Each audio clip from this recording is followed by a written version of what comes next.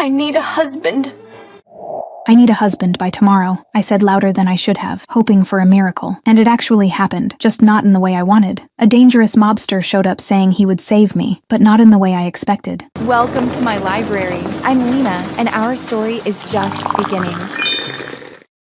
Chapter 1. The Impossible Request. The coffee maker at Romano's diner broke at exactly 9:47 p.m., which felt appropriate since my entire life had been breaking in small catastrophic ways for the past 6 months. And at this point, a malfunctioning espresso machine was honestly the least of my problems. "Thea, table 6 needs a refill," Marco called from the kitchen, and I grabbed the regular coffee pot because explaining that our fancy machine was dead would take energy I absolutely did not have. It was Tuesday, which meant slow night, which meant I'd maybe make $60 in tips if I was lucky, which was $30 short of what I needed for Luna's school trip deposit that was due Friday. But I'd figure it out the way I always figured everything out, by working another double shift and surviving on 4 hours of sleep, and the kind of stubborn determination that was either admirable or concerning depending on who you asked. "Here you go," I said, refilling the cup for the businessman at table 6 who didn't look up from his laptop, and I moved through the rest of my tables on autopilot, smiling and nodding and pretending that being a single mother working 60-hour weeks while fighting for custody of my daughter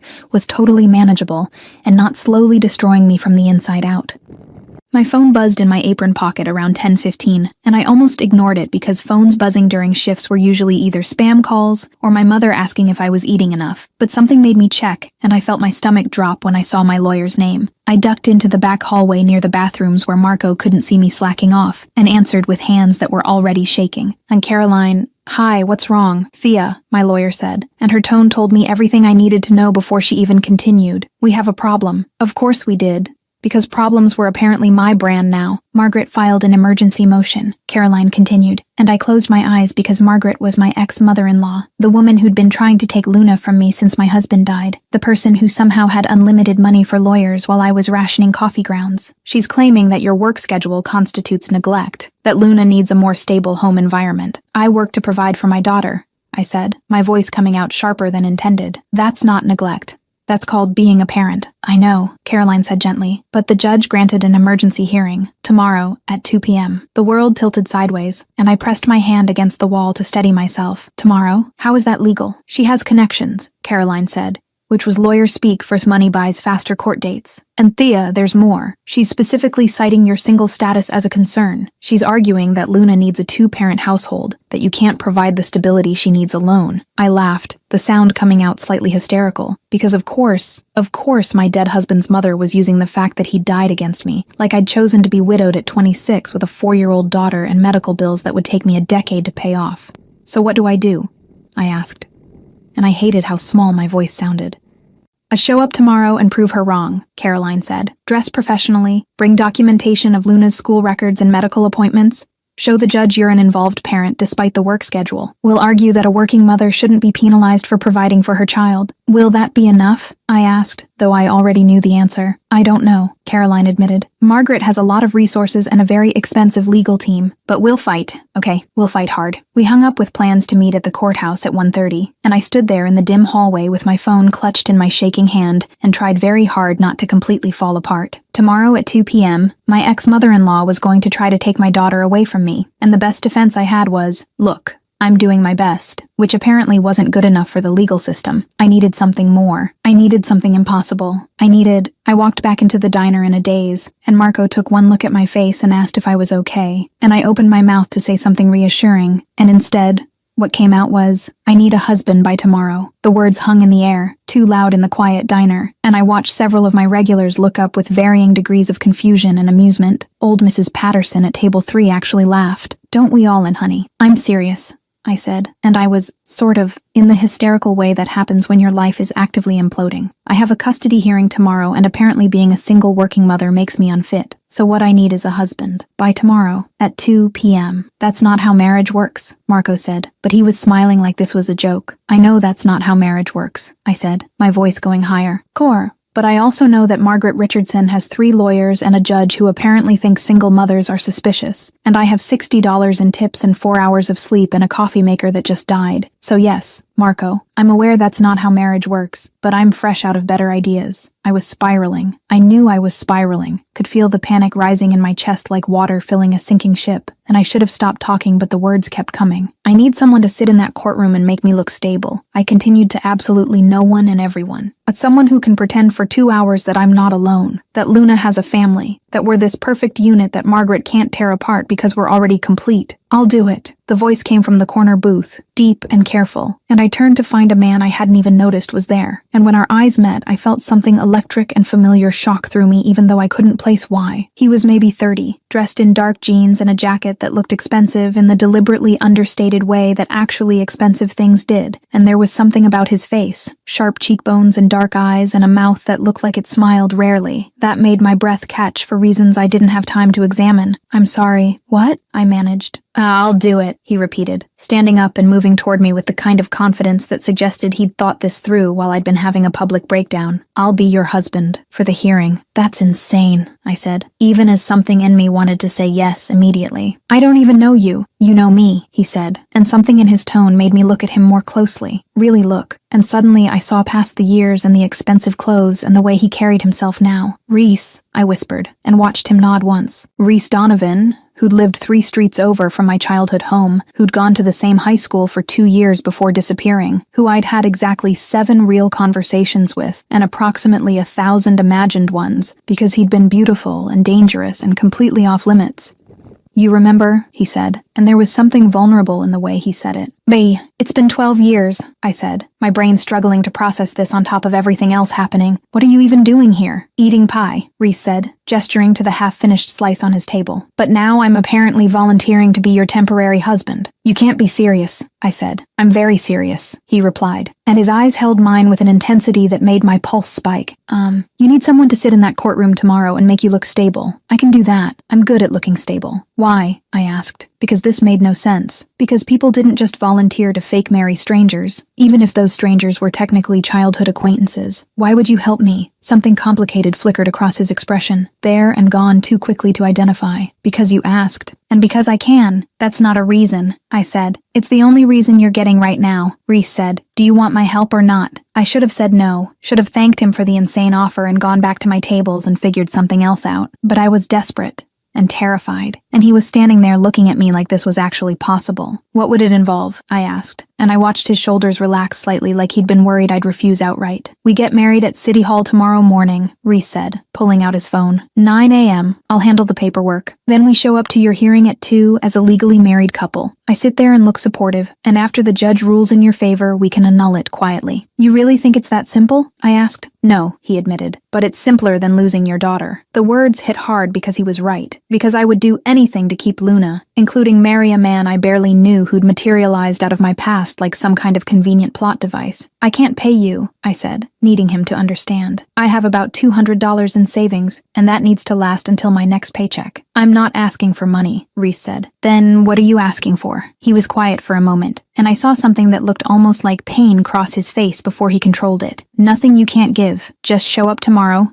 marry me, and let me help you keep your kid. It was insane. It was impossible. It was also the only option I had. Okay, I said, and watched surprise flicker in his eyes like he hadn't actually expected me to agree. Okay, yes, I'll marry you tomorrow if you're genuinely offering. I'm offering, Reese said, and pulled out a business card. That's my number. Text me your address and I'll pick you up at 8:30. Wear something that looks like you're not actively falling apart. Wow, romantic, I said, but I took the card. This isn't romance, Reese said, his voice dropping lower. This is necessity. Don't confuse the two. He left money on his table, way too much money, I noticed, and walked out of the diner, leaving me standing there with a business card in my shaking hand, and the growing realization that I'd just agreed to marry someone I barely remembered. Marco appeared beside me. Did that just happen? I think so, I said, staring at the door Reese had disappeared through. You're going to marry him? Marco asked. Tomorrow? Apparently, I said, and started laughing because the alternative was crying. I need a husband by tomorrow and the universe sent me a ghost from high school. Sure, why not? This might as well happen. Thea, Marco started, concerned. It's fine, I interrupted, tucking the card into my apron. It's totally fine. This is a perfectly normal solution to a custody hearing. People do this all the time. They absolutely do not do this all the time, Marco said. Well then I'm a trendsetter, I replied, and went back to refilling coffee cups because I still had an hour left on my shift.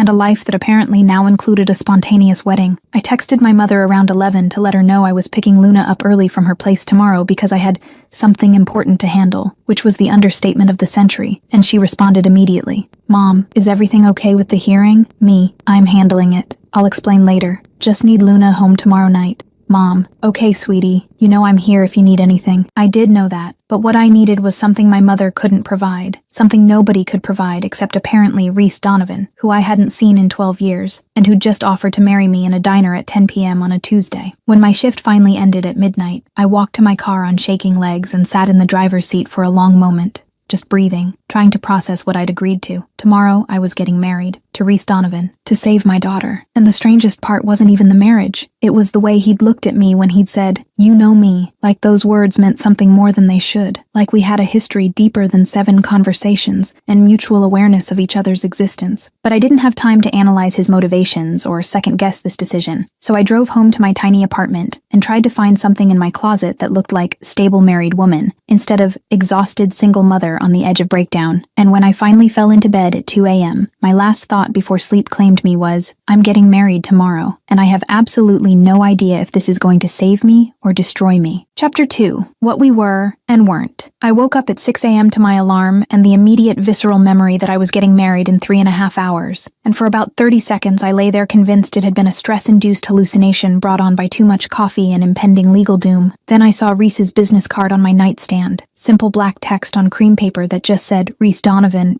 and a phone number, and reality crashed back in. This was actually happening. I was actually marrying someone I barely knew to keep my daughter. Okay, I said out loud to my empty bedroom, because talking to myself had become a coping mechanism somewhere around month 3 of single motherhood. Okay, this is fine. This is a totally normal thing that normal people do when faced with horrible ex-mothers-in-law and corrupt custody systems. My phone buzzed with a text. Unknown number. It's Reese. Still at the same address. The apartment on Morrison. I stared at the message, my brain trying to process how he knew where I lived, before remembering that Morrison Street was where my parents' house had been, where I'd grown up 3 streets over from him. Me. Different apartment. I'll text you the address. How did you know about Morrison? Reese. I remember. 2 words that shouldn't have made my stomach flip, but absolutely did. Because what did he remember exactly? That I'd lived on Morrison? That we'd gone to the same school? That we'd had 7 real conversations and I'd thought about him for years after he disappeared? I pushed the thoughts away and texted him my actual address, then dragged myself out of bed to figure out what one wore to a spontaneous city hall wedding that was actually a calculated legal maneuver. The closet options were depressing. Work uniforms, casual clothes that had seen better days, and exactly one dress that I'd bought for David's funeral and hadn't been able to look at since. I pulled it out anyway, because it was simple and navy blue and the kind of thing that said responsible adult instead of woman having extended nervous breakdown, and tried not to think about the last time I'd worn it. My phone rang at 7 while I was attempting to do something with my hair that didn't scream, slept 4 hours and cried twice. Thea, honey, what's going on? My mother's voice came through worried and sharp. You texted me at midnight saying you're handling things but won't tell me how. I'm getting married, I said, because there was no point lying. This morning, at City Hall. Silence. Mom, I'm sorry, she said finally. I thought you just said you're getting married this morning. I did say that,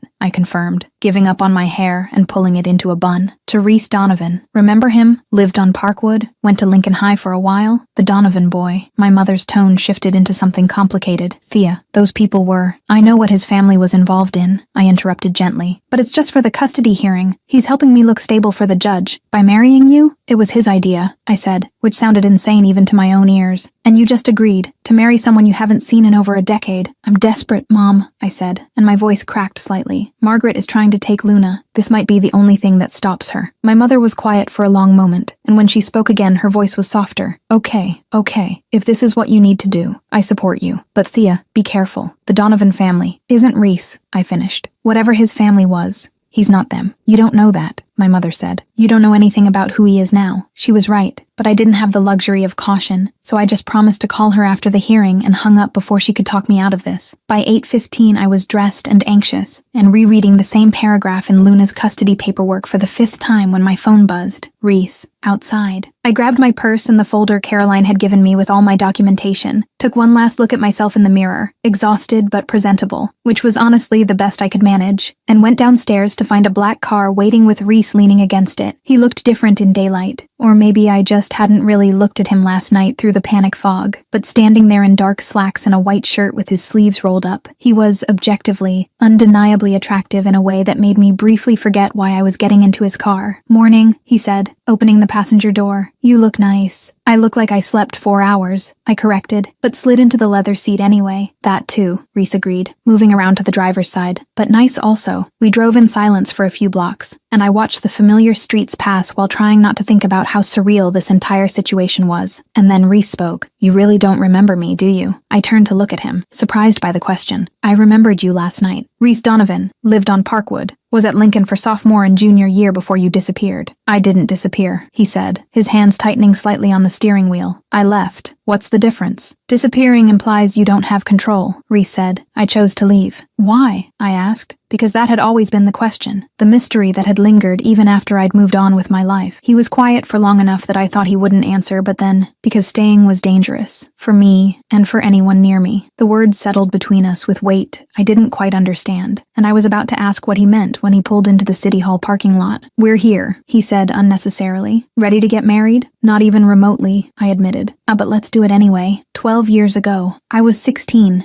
and trying to make my locker close properly when I felt someone watching me, and when I turned around, Reese Donovan was standing 3 lockers down, not even pretending he wasn't staring. "Can I help you?" I asked, more curious than annoyed. "Your lock sticks," he said, moving closer. "Hit it right here," he demonstrated, striking the top corner of my locker door, and it clicked shut. "Perfectly." "Thanks," I said, very aware of how close he was standing, how he smelled like cigarettes and something darker I couldn't identify. "You're in my history class." "I know," Reese said, and something about the way he said it made my stomach flip. "Are you going to keep staring at me, or are you actually going to say something?" I asked, surprising myself with the boldness. His lips curved into something that wasn't quite a smile. "I haven't decided yet." "Well, let me know when you do," I said, and walked away with my heart hammering because Reese Donovan had been watching me, and I had absolutely no idea what to do with that information. He showed up at my locker the next day, and the day after that, and we fell into a pattern of conversations that were too short and too charged, dancing around something neither of us was brave enough to name. "You're too smart for this school," he said once, watching me struggle through calculus homework. "You don't even know if I'm actually smart," I replied. "Maybe I'm just good at faking it." "You are smart," Reese said with certainty, "and you're going to get out of here. Go to college somewhere better. Become something important." "What are you going to become?" I asked. He looked at me with those dark eyes that seemed older than 17, and said, "Nothing good." I should have asked what he meant, should have pushed, but I was 16 and didn't understand yet what "nothing good" actually translated to in his world. 2 weeks before he disappeared, we had our longest conversation, sitting on the wall behind the school while everyone else was at the football game. "Why don't you ever go to games?"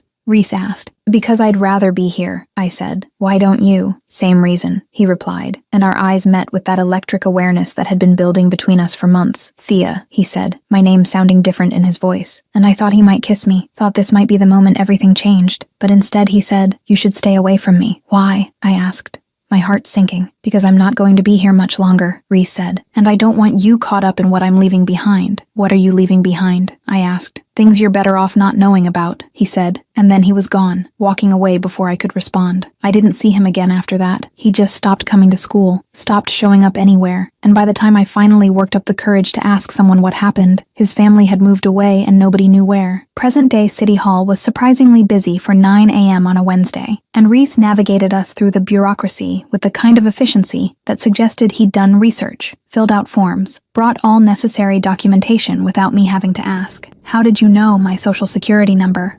I asked, looking at the marriage license application he'd already half completed. "I didn't," Reese said. "I left that section blank for you to fill in, but he'd known everything else. My full legal name, my date of birth, my parents' names, and I wondered what else he remembered from a past that felt simultaneously distant and immediate. The ceremony itself was almost comically brief, a bored clerk reading standard vows in a monotone while we stood there in an office that smelled like coffee and bureaucracy. And when she asked if we had rings, I started to say no, but Reese pulled out a simple silver band, Where did you get that? I whispered. Bought it this morning, he said, sliding it onto my finger with hands that were steadier than mine. Some figured it would look more legitimate. The fit was perfect, and I didn't want to examine how he'd known my ring size or why that attention to detail made something warm curl in my chest. I now pronounce you married, the clerk said with zero enthusiasm. Sign here. I signed my name with shaking hands, Thea Morrison becoming Thea Donovan with a pen stroke, and watched Reese sign beside me with his usual careful precision. Congratulations, the clerk said, already moving on to the next couple. Next, and just like that, we were married. That was less romantic than I imagined, I said when we got back to the car. Did you imagine your wedding? Reese asked, something careful in his tone. When I was younger, I admitted, before reality got in the way. What did you imagine? Not this, I said, but not unkindly. Though honestly, my first wedding wasn't much better. David and I got married at a courthouse, too. His mother refused to come. Margaret sounds delightful, Reese said dryly. She's a nightmare, I confirmed. She never thought I was good enough for David. Too poor, wrong family, not educated enough, and when he died she blamed me for that too somehow. How did he die? Reese asked quietly. Cardiac arrest, I said, the words still hard after 2 years. Sudden. No warning. He was 28 and just collapsed at work one day. By the time they got him to the hospital, there was too much damage. I'm sorry, Reese said, and something in his voice made me look at him. Did you know him? I asked. David Morrison? He grew up in the neighborhood too. I knew of him, Reese said carefully. He was a few years older. Seemed like a good guy. He was, I said, my throat tight. He was a good guy who deserved better than dying young and leaving behind a widow and a daughter. We were quiet for a moment, and then Reese checked his watch. We have 3 hours before the hearing. Want to get coffee? Actually talk about what we're saying if the judge asks questions. That's probably smart. I agreed, even though what I really wanted was to ask him all the questions that had been building since last night. Why he'd really volunteered. What he'd been doing for 12 years. If he remembered those conversations as vividly as I did. But we had a hearing to win first, and my curiosity could wait. At least that's what I told myself as we drove to a coffee shop and started building a story of us that was part truth, part fiction, and part something I couldn't quite name. Something that felt dangerous in an entirely different way than Margaret's lawyers. Something that made me wonder if marrying Reese Donovan was going to save me or complicate everything beyond repair. Flashback showing he was discreetly obsessed with her at 16. Decided to push her away for her own good classic, and then shows up 12 years later with a ring that fits perfectly because he researched her ring size. Nothing strange here. Just a normal man who spent 10 years successfully repressing everything until deciding that this was, objectively, the ideal moment to lose his mind. Totally healthy. And let's be honest, this is exactly what you like, right, Miss Mem? Chapter 3. The Story. We tell the coffee shop Reese chose was quiet and tucked away on a side street I'd never noticed, the kind of place that probably cost twice what I could afford, but he ordered for both of us without asking about price, and I was too tired to argue about financial boundaries with my brand new husband. Okay, I said once we were settled in a corner booth with overpriced lattes between us. We should probably get our story straight before a judge interrogates us about our relationship. Smart, Reese agreed, pulling out his phone. I made notes this morning. Basic timeline. How we met, why we decided to marry now. You made notes, I repeated, for our fake marriage backstory. It's not fake, he corrected. We're legally married. The backstory is just simplified. Simplified how? We tell the truth where we can, Reese said, his eyes meeting mine. We went to high school together, lost touch after I left.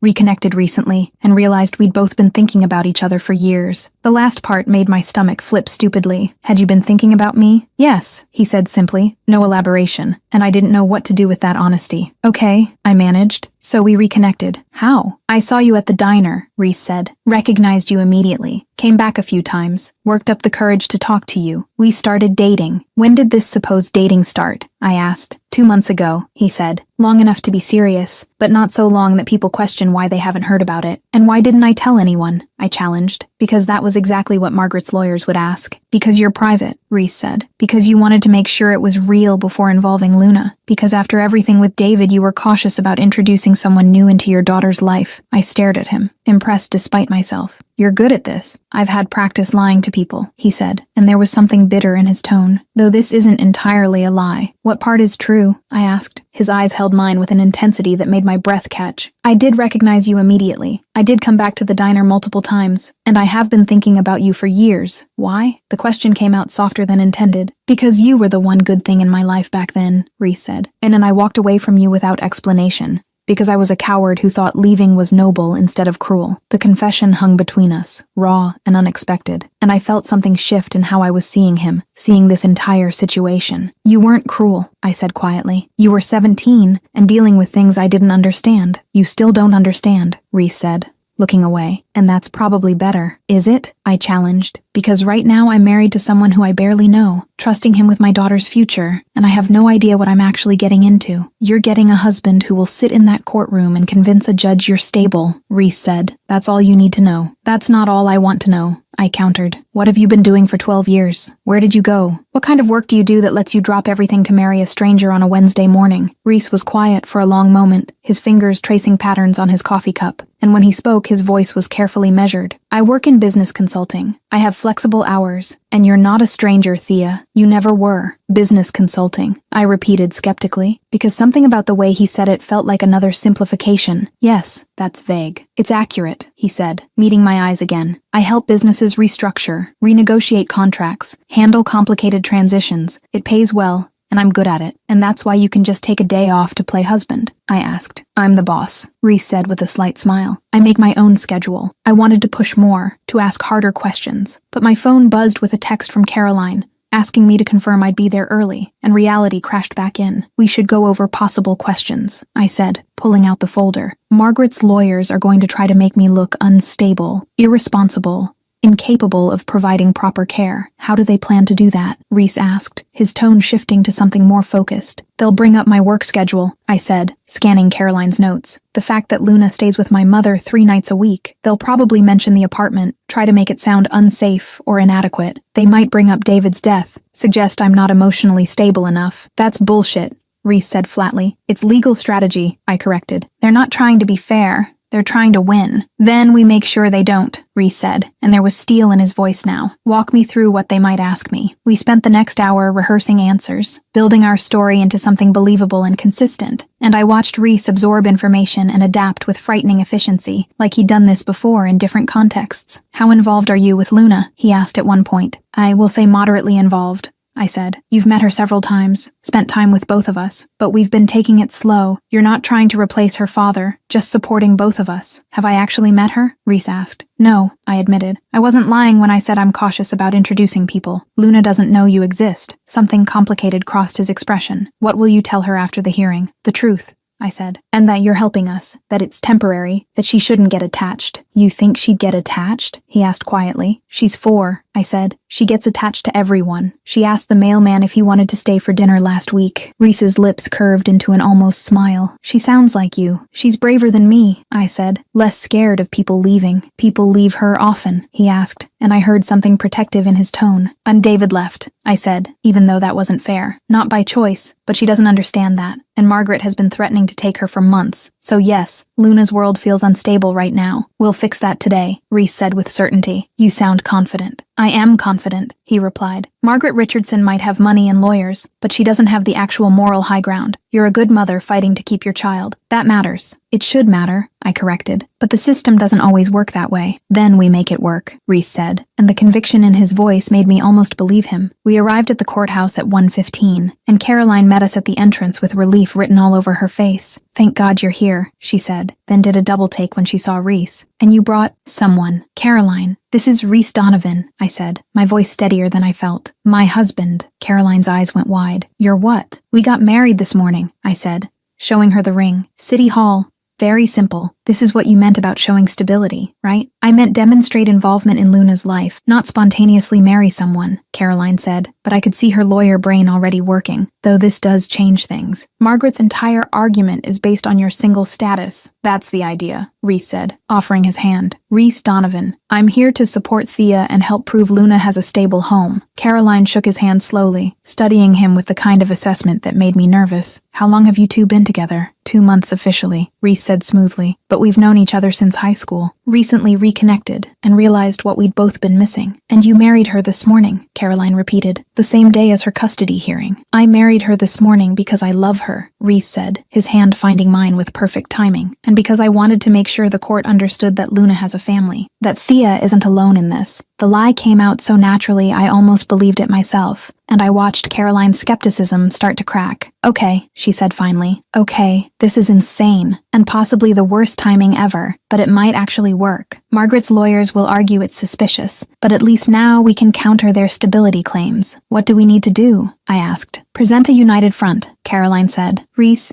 you'll sit behind Thea in the courtroom. Look supportive but not overbearing. If they question you, and they might, stick to simple truths. How you met, why you married now, what your intentions are regarding Luna. Understood, Reese said. And Thea, Caroline continued, her eyes finding mine. This might get ugly. Margaret's team will try to make you look impulsive and unstable because of this marriage. Stay calm, answer honestly, and remember that the judge is looking for what's best for Luna, not what looks best on paper. We went through security and made our way to the family court section, and with every step, I felt the weight of what I was about to face, what I was risking, what could go wrong. Hey, Reese said quietly, his hand warm on my lower back. Breathe. You've got this. You don't know that, I said. I know you, he replied. And you're strong enough to handle whatever they throw at you. You don't actually know me, I protested. Not anymore. It's been 12 years. Some things don't change, Reese said, and there was something in his voice that made me look at him, really look at him, and see something that looked almost like guilt beneath the confidence. What aren't you telling me? I asked. A lot of things, he admitted, but none of them matter right now. What matters is keeping Luna with you. Before I could push further, Caroline called us into the courtroom, and suddenly we were sitting at a table with Margaret and her 3 lawyers across from us, and I felt Reese take his seat directly behind me, close enough that I could feel his presence like a physical anchor. The judge entered. Everyone stood, and as I sat back down with my hands shaking and my future hanging in the balance, I felt Reese lean forward slightly. Whatever happens, he whispered, you're not alone in this. And despite everything, the lies, the confusion, the fact that I'd married him this morning in an act of pure desperation, I found myself believing him, at least for now, at least for the next 2 hours that would determine everything. Chapter 4. The hearing judge Patricia Morrison, no relation, I'd checked, was a woman in her 60s with steel gray hair and the kind of face that suggested she'd heard every lie and manipulation tactic the legal system could offer, and I felt her assessing gaze sweep over me with professional detachment when she called the case. Morrison versus Richardson, custody modification hearing, she said, glancing at her notes. Mrs. Richardson, you filed an emergency motion claiming the child Luna Morrison is currently in an unsuitable living situation. Please present your argument. Margaret's lead lawyer stood, a man named James Blackwood,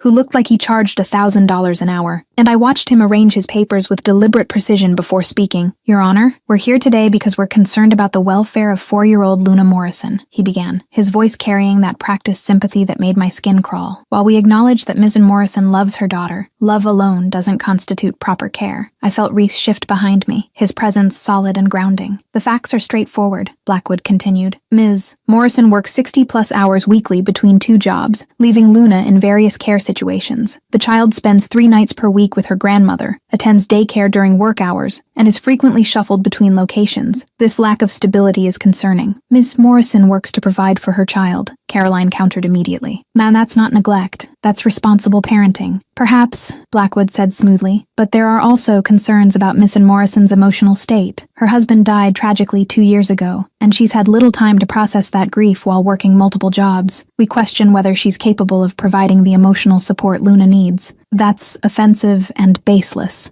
Caroline said, her voice hardening. Is it?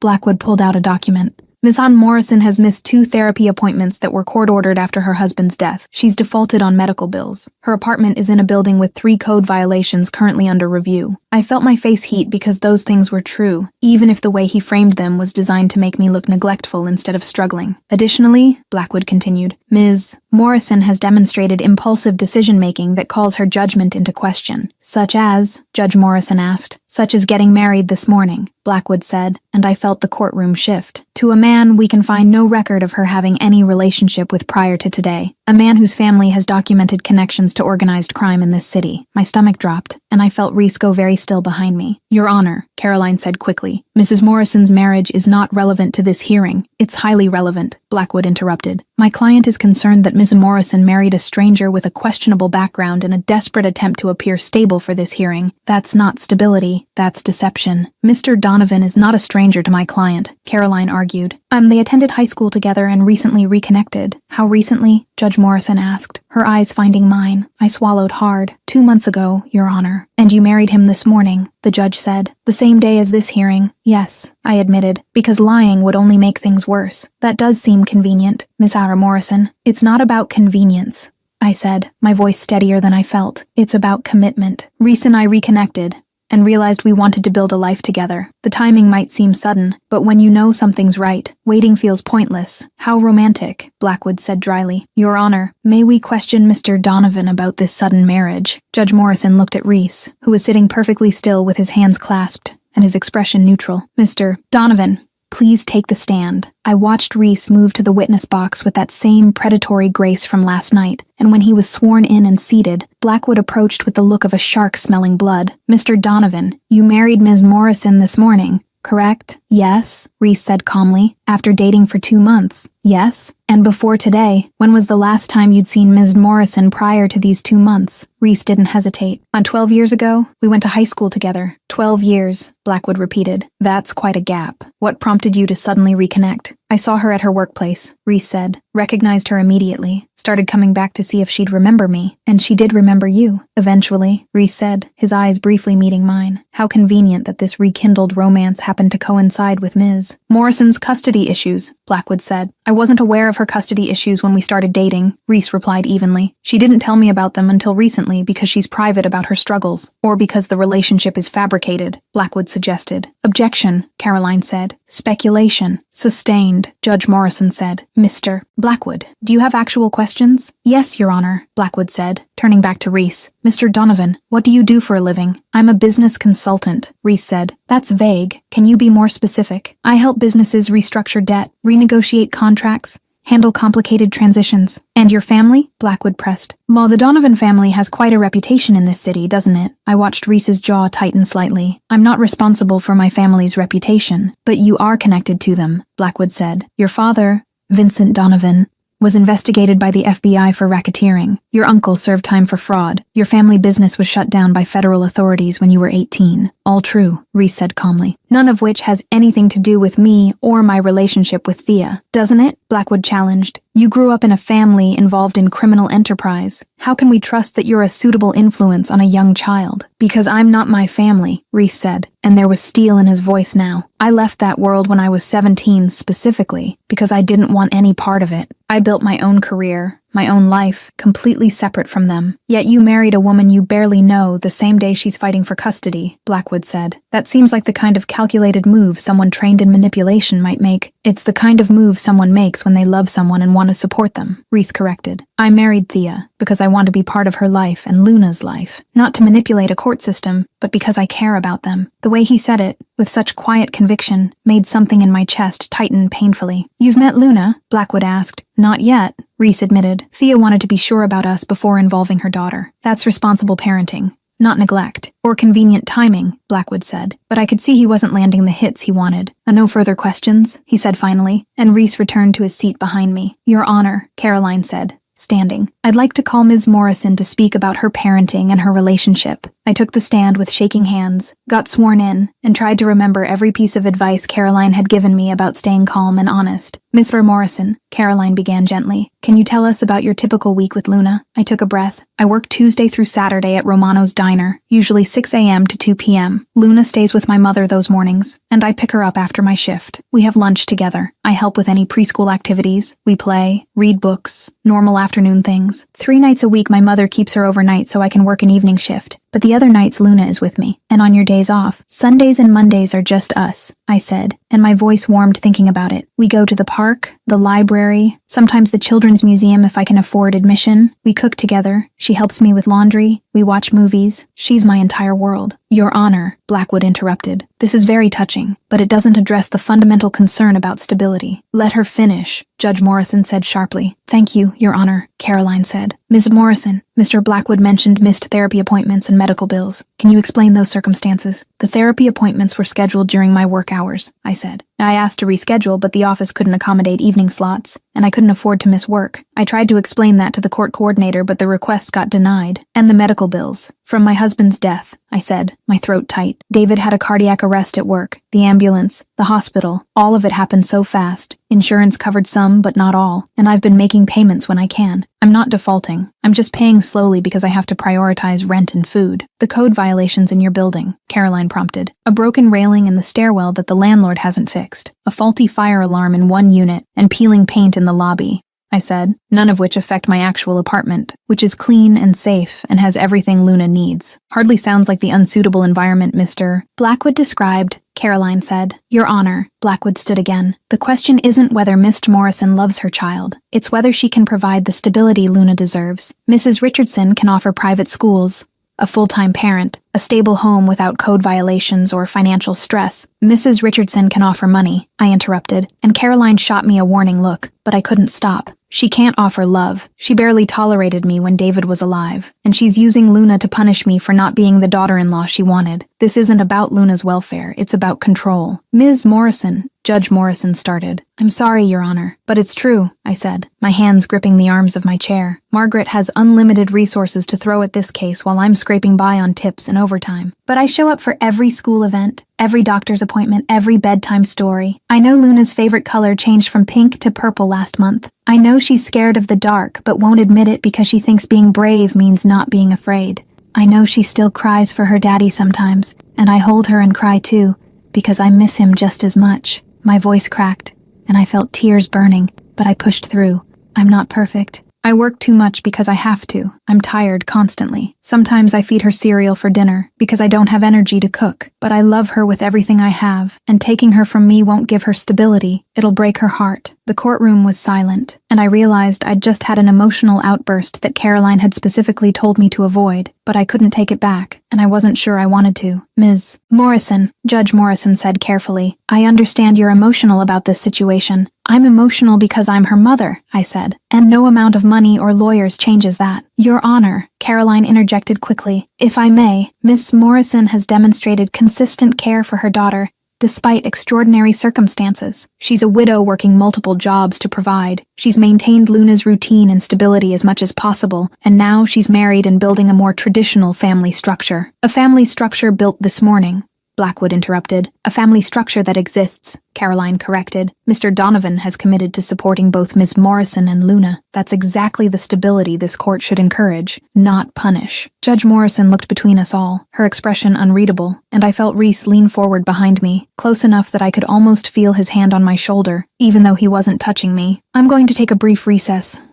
the judge said. I want to review all the evidence and statements. We'll reconvene in 20 minutes. Everyone stood as she left, and the moment the door closed behind her, I felt my knees buckle slightly, but Reese was there immediately, his hand on my elbow steadying me. You did well, he said quietly. I lost control, I said, letting him guide me to a bench outside the courtroom. I wasn't supposed to get emotional. You were honest, Reese corrected. That matters more. Does it? I asked, burying my face in my hands. Or did I just hand Margaret exactly what she wanted? Proof that I'm unstable and emotional. You showed that you're human, Reese said, his hand warm on my back. Any judge worth their position will see the difference between that and actual instability. Caroline appeared with water and her phone. Okay, that was intense, but not necessarily bad. The emotional testimony could work in our favor if the judge sees it as genuine rather than calculated. It was genuine, I said. I know, Caroline replied. That's why it might work. Blackwood's arguments are all about appearance, but you showed substance. That counts. What about the marriage? I asked. Did we just make everything worse? Honestly, I don't know, Caroline admitted. It's unprecedented. But Reese handled himself well on the stand, and the judge didn't seem hostile to it, just skeptical, which is fair. I looked at Reese, who was watching me with an expression I couldn't quite read. Thank you for not throwing me under the bus up there. You could have distanced yourself from my outburst. Why would I do that? Reese asked, seeming genuinely confused. Because it's smart, I said. Because protecting yourself is... I'm not protecting myself, he interrupted. I'm protecting you. That's the entire point. Before I could respond, Caroline's phone rang, and her expression shifted as she answered. She walked a few steps away, spoke in low tones, then returned, looking concerned. That was my investigator, she said. Margaret's team is digging into Reese's background more thoroughly. They might have found something they plan to use if the judge calls us back for more questions. What kind of something? I asked. I don't know yet, Caroline said, looking at Reese, but if there's anything in your past that could be used against you, now would be a good time to tell us. Reese was quiet for a moment, and I saw something that looked like resignation cross his face. There's a lot, he said finally, but most of it isn't mine. It's my family's. If they're smart, they'll stick to what's provable about me specifically, which is limited. And what's provable? Caroline pressed. That I left town at 17 under questionable circumstances, Reese said. That my family business collapsed shortly after. That I've been careful about keeping my distance from them ever since. Why did you leave? I asked. The question that had been building since he'd reappeared in my life. Reese met my eyes, and I saw something painful in his expression, because staying meant becoming someone I didn't want to be, and because people I cared about were getting hurt. What people? I asked. Before he could answer, the bailiff called us back in, and we filed into the courtroom with my question hanging unanswered, and 20 minutes, suddenly feeling like nowhere near enough time for what was coming.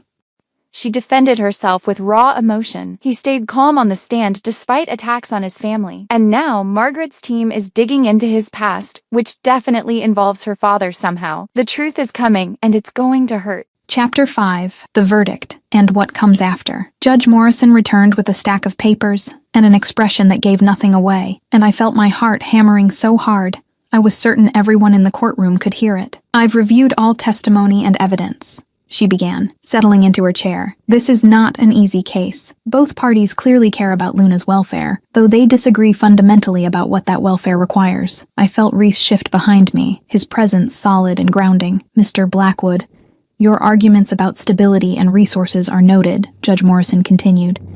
Mrs. Richardson can certainly provide material advantages that Miss Morrison cannot. However, she paused, and I held my breath. This court does not determine custody based solely on financial means. If that were the standard, no working-class parent would ever maintain custody of their children. I felt a flicker of hope. Ms. Morrison has demonstrated consistent involvement in her daughter's life, despite working multiple jobs, the judge said. Her work schedule is demanding. Yes, but she's arranged appropriate care and maintains strong bonds with Luna. The therapy appointments were missed due to scheduling conflicts, not neglect. The medical bills are being paid, albeit slowly. The building violations don't affect her actual living space. Your Honor, Blackwood started, but she held up a hand. I'm not finished. Mr. Blackwood, you raised concerns about Ms. Morrison's recent marriage, suggesting it was calculated for this hearing. While the timing is certainly convenient, I'm not in the business of punishing people for finding support during difficult times. Mr. Donovan's testimony was credible, and his background, while complicated, doesn't disqualify him from being part of Luna's life. I felt tears prick my eyes, but I blinked them back. No, that said, Judge Morrison continued,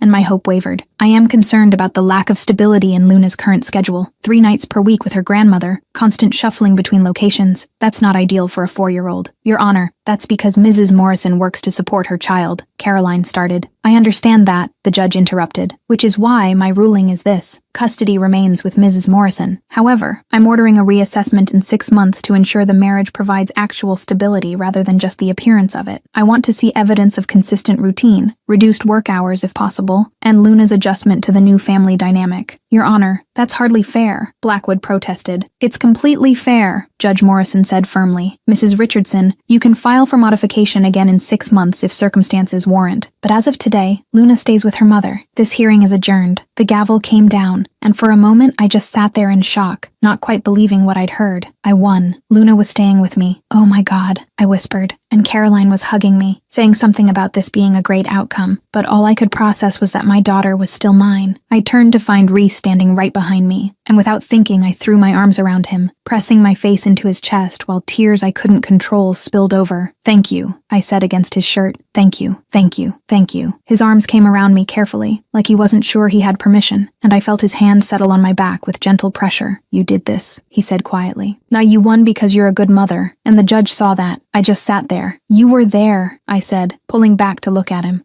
That's what mattered. You showed up when you didn't have to, and that made all the difference. Something painful flickered across his expression, but before I could ask about it, Margaret appeared with Blackwood beside her, her face tight with barely controlled fury. This isn't over, she said, her eyes on me. 6 months, Thea. 6 months and I'll be back. And we'll see if your convenient marriage is still intact. Mrs. Richardson, Reese said, his voice dropping to something cold and dangerous. I'd suggest you accept the judge's ruling gracefully and focus on being a grandmother instead of trying to steal someone's child. And I'd suggest you stay out of family business, Mr. Donovan, Margaret shot back. Though I suppose inserting yourself into situations where you don't belong runs in your family, doesn't it? The words had weight I didn't understand, and I saw Reese go very still. What's that supposed to mean? I asked. Nothing, Margaret said with a brittle smile. Just an observation. Enjoy your victory, dear. It won't last. She swept out with her lawyers, and I turned to Reese, who was staring after her with an expression I couldn't read. And what did she mean about your family? I asked. Nothing important, Reese said, but his voice was tight. She's just trying to get under my skin. Did it work? Doesn't matter, he said, his hand finding mine. You won. Luna's safe. That's what matters. Caroline approached with paperwork and instructions about the 6-month review, and by the time we'd gone over everything and left the courthouse, it was nearly 4 p.m. and I was exhausted in ways that went beyond physical. I need to pick up Luna, I said, checking my phone to find 3 texts from my mother asking how it went. She'll be wondering where I am. I'll drive you, Reese said. You don't have to. Thea, he interrupted gently. We're married. I'm driving you to pick up our daughter. The casual way he said, our daughter, made something warm and complicated bloom in my chest, and I followed him to his car without arguing further. We drove in comfortable silence for a few blocks before Reese spoke. You should tell Luna the truth, he said, or as much of it as she can understand at 4. Kids know when adults are lying to them. What do I say? I asked. That Mommy married a stranger to win a court case. You say that you got married to someone who cares about both of you, Reese corrected, and that he's going to be around to help however he can. For 6 months, I added. And then what? The judge orders another review, and we get divorced, and Luna has to deal with another person leaving. Or we don't get divorced, Reese said quietly. I turned to stare at him. What? I'm just saying it's an option, he said, his eyes on the road. 6 months is long enough to figure out if this could be real instead of just practical. Reese, we barely know each other. We knew each other once, he interrupted, and we could know each other again, if you wanted to. My heart was doing complicated things in my chest. Why would you want that? You could have anyone. Why tie yourself to a broke single mother fighting custody battles? Because you're not just a broke single mother, Reese said, his voice soft. You're Thea Morrison. You're the girl who let me hide out in the library when I was skipping class, who tutored me in history even though I never asked, who looked at me like I could be something better than what my family was. The memory hit me suddenly, sophomore year, finding him in the back corner of the library looking lost and offering to help with his homework, and the way he'd looked at me like I'd done something extraordinary instead of just being decent. I remember, I said quietly. So do I, Reese replied. I remember all of it. Every conversation, every look, every moment. I was too much of a coward to act on what I felt, because I knew I'd just hurt you eventually. And now, I asked. Now I'm trying not to be a coward, he said. Now I'm trying to actually show up instead of running away. We pulled up to my mother's house before I could respond, and I sat there for a moment trying to process everything. The hearing, the victory, this conversation that felt like it was tipping us towards something I wasn't sure I was ready for. Come meet her, I said finally. Luna, you should meet her if you're going to be part of this. Are you sure? Reese asked. No, I admitted, but I'm doing it anyway. We walked up to the house together, and my mother opened the door before I could knock, pulling me into a fierce hug. How did it go? She asked urgently. We won, I said, and watched relief flood her face. Luna stays with me. 6-month review, but we won. Oh, thank God, my mother said, then seemed to notice Reese standing behind me. And this is Reese Donovan, he said, offering his hand. Mrs. Morrison, nice to see you again. My mother's eyes widened with recognition. Vincent Donovan's son. Yes, ma'am, Reese said, and I heard something careful in his tone. Mom, can we not? I started, but Luna's voice calling, Mommy, cut through everything else, and suddenly she was barreling toward me with her backpack bouncing and her face bright with excitement. Baby, I said, catching her and lifting her despite my exhausted arms. I missed you so much. Missed you too, Luna said, then seemed to notice Reese. Who's that? This is Reese, I said,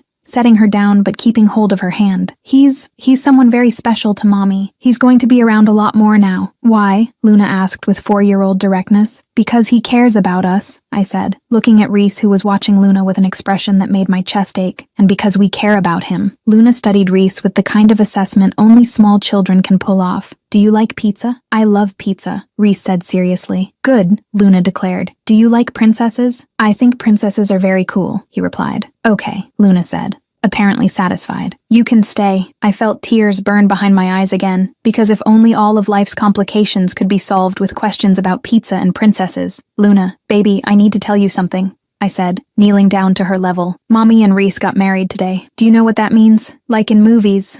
Luna asked. With the pretty dress? Sort of, I said. It means Reese is part of our family now. He's going to help take care of us. Like a daddy? Luna asked. And my heart broke a little because she was too young to remember David clearly. Just knew that other kids had daddies and she didn't. Different from your daddy, I said carefully. Nobody can replace daddy. But Reese wants to be here for us. To help us. To be part of our family. Luna looked at Reese thoughtfully. Will you read me stories? If you want me to, Reese said. And play with my dolls. Absolutely. And not leave? Luna asked. And the question was so small and vulnerable that I saw Reese visibly flinch. I'm not going anywhere, he said, and the conviction in his voice made me believe him despite every logical reason I shouldn't. Luna seemed satisfied with that and grabbed Reese's hand. Come see my room. I have 17 stuffed animals. 17 is a very respectable number, Reese said, letting himself be pulled inside, and I watched this dangerous man who'd volunteered to marry me follow my daughter upstairs to look at stuffed animals, and felt something in my chest crack wide open. My mother touched my arm gently. Thea, honey, are you sure about this? The Donovan family. Isn't Reese? I finished. I know his family has a history, Mom, but he's not them. He's trying to help us. I know Vincent Donovan, my mother said quietly. Your father worked for him, remember? Before everything fell apart. I froze. What? Your father worked for Vincent Donovan's company, she repeated. The construction business. That's where he was employed before the accusations and the layoffs and everything that destroyed our finances. Ice flooded my veins as pieces started clicking together in ways I didn't want to examine. Like, when was this? I asked. You were 16? 17 maybe, my mother said. Your father came home one day saying he'd been fired, that they'd accused him of theft, of skimming money from projects. It wasn't true. Your father was the most honest man I knew, but they had paperwork, witnesses, things he couldn't fight. We lost everything trying to clear his name. And you never told me this, I said, my voice hollow. You were busy with school, with your own life, my mother said. We didn't want to burden you with adult problems. By the time it affected you enough to notice, your father had already given up fighting. He just wanted to move forward. I heard Luna's laughter from upstairs, heard Reese's deeper voice responding to something she'd said, and I felt something cold settle in my stomach. The Donovan company shut down shortly after. My mother continued. FBI investigation. Federal charges.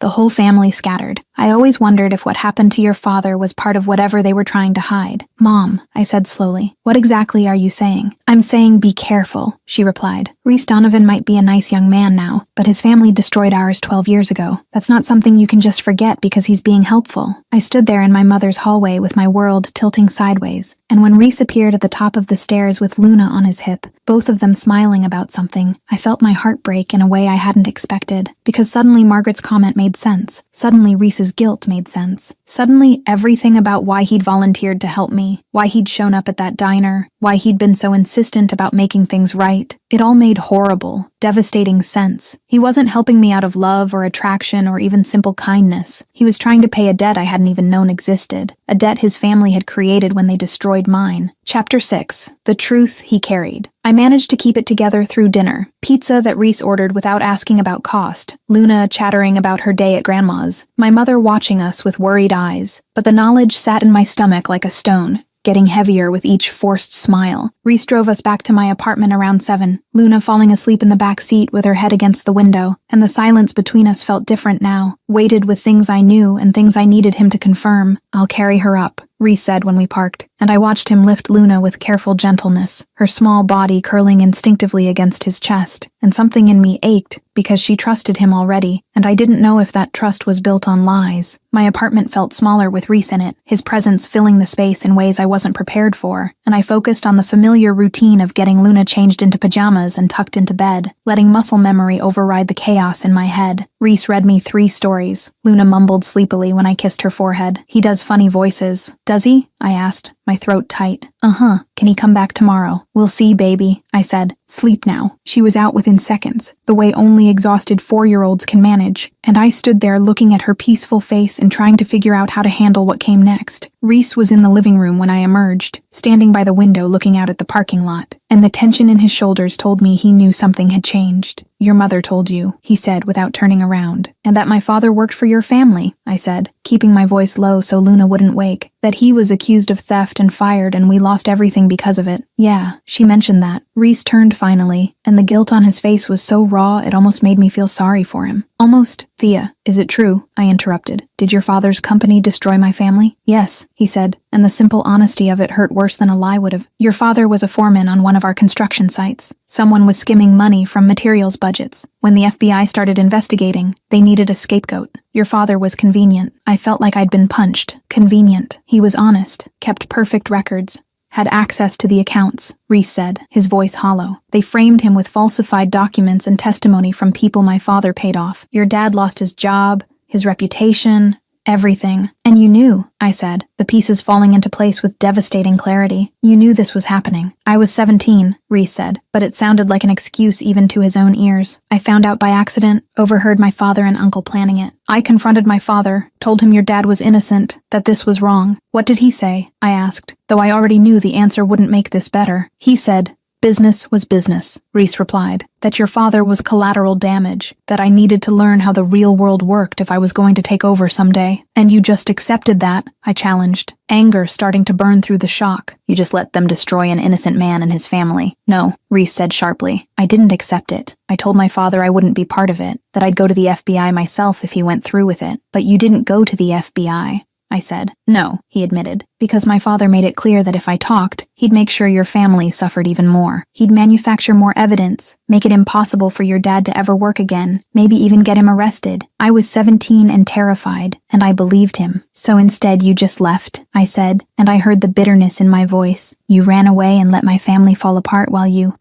salved your conscience by staying away from the business. I left because staying meant becoming complicit, Reese said. And I left because every day I spent in that house, around those people, I felt like I was drowning. And yes, I ran. I was a coward who convinced himself that leaving was noble instead of just convenient. And you never thought to tell me, I asked. In 12 years, you never thought, maybe I should let Thea know her family was destroyed by mine. I thought about it constantly, Reese said, moving closer. Every single day. But what was I supposed to say? Well, sorry your life fell apart. It was my family's fault, and I did nothing to stop it. How does that help you? It would have been honest, I said. It would have given me a choice about whether I wanted you in my life instead of manipulating me into marrying you out of guilt. I didn't manipulate you, Reese said, his voice hardening. You needed help. I offered. Everything I've done has been real. Thea, built on a lie, I countered. You didn't volunteer because you cared about me or Luna. You volunteered because you felt guilty about something that happened 12 years ago. Both things can be true, Reese said desperately. Yes, I feel guilty. Yes, I've carried this for years, but I also care about you. I always have. The guilt brought me back, but that's not why I stayed. I don't believe you, I said, even though part of me wanted to. And I think you saw a chance to feel less guilty about your cowardice and you took it. And I was stupid enough to let you. You weren't stupid, Reese said. You were desperate, and I offered a solution. That doesn't make you stupid. It makes you human. It makes me someone you used, I said, my voice breaking slightly. Someone you lied to by omission every single time you looked at me and didn't tell me the truth. I was trying to help, Reese said. You were trying to feel better about yourself, I shot back. There's a difference. We stared at each other across my tiny living room, and I felt tears burning but refused to let them fall because I'd cried enough today, and he didn't deserve to see me break down. What do you want me to say? Reese asked finally. That I'm sorry. I'm sorry. That I should have done more. I should have. That I've spent 12 years wishing I could go back and make different choices. I have. None of that changes what happened, but it's all true. I want you to leave, I said, the words coming out quieter than I intended. Reese looked like I'd physically struck him. Thea, please, I said. Just go. I need to think, and I can't do that with you here. We're married, he said, like that mattered now. Legally married. The judge expects us to demonstrate stability for 6 months. Then we'll figure that out, I said. But tonight, right now, I need you to leave my apartment. He stood there for a long moment, and I watched him struggle with the urge to argue, to push, to try to fix this, before he finally nodded. Okay, he said. I'll go. But Thea, this conversation isn't over. We need to talk about this properly. Maybe, I said, but not tonight. He moved toward the door, then paused. For what it's worth, I meant what I said in the courtroom. About wanting to be part of your life. That wasn't guilt talking. That was real. I don't know what's real anymore, I admitted. That's fair, Reese said quietly. I'll call tomorrow to check in about the review requirements, figure out logistics. Fine, I said. He left, and and I locked the door behind him and stood there in my empty apartment feeling like the ground had shifted beneath me in ways I couldn't compensate for. I'd won the custody hearing. I had my daughter safe and sleeping in the next room. I had a marriage that might keep Margaret away for 6 months, and I had a husband who'd been carrying guilt about destroying my family for over a decade and never thought to mention it before offering to save me. My phone buzzed with a text from my mother. Mom, did you talk to him? Me, yes. Mom, and me, and I don't know what to do with any of this. Mom, come stay here tonight, both of you. You shouldn't be alone. Me, I'm okay. Mom, Luna's asleep and I just need to think. Mom, your father forgave them, before he died. Said holding on to anger was too exhausting. The text hit harder than it should have, because my father had died 3 years ago from a heart attack that the doctors said was partly stress-related, and I'd always wondered what stress he'd been carrying that he never shared. Now I knew. Me, Dad was better than me. Mom, Dad was tired. There's a difference. You're allowed to be angry, honey. Just don't let it consume you. I set my phone down and moved to Luna's room, standing in the doorway watching her sleep with her stuffed rabbit clutched to her chest. And I thought about my father who'd been accused of crimes he didn't commit, who'd lost everything trying to clear his name, who'd carried that injustice silently so his family wouldn't see him broken. And I thought about Reese at 17, finding out what his family was doing and being too scared to stop it, living with that knowledge and that cowardice for 12 years until a chance encounter gave him an opportunity to do something. Anything to make it right. It didn't excuse what he'd done. It didn't erase the fact that he'd lied by omission, but it made him human instead of monstrous, and that somehow made it all more complicated.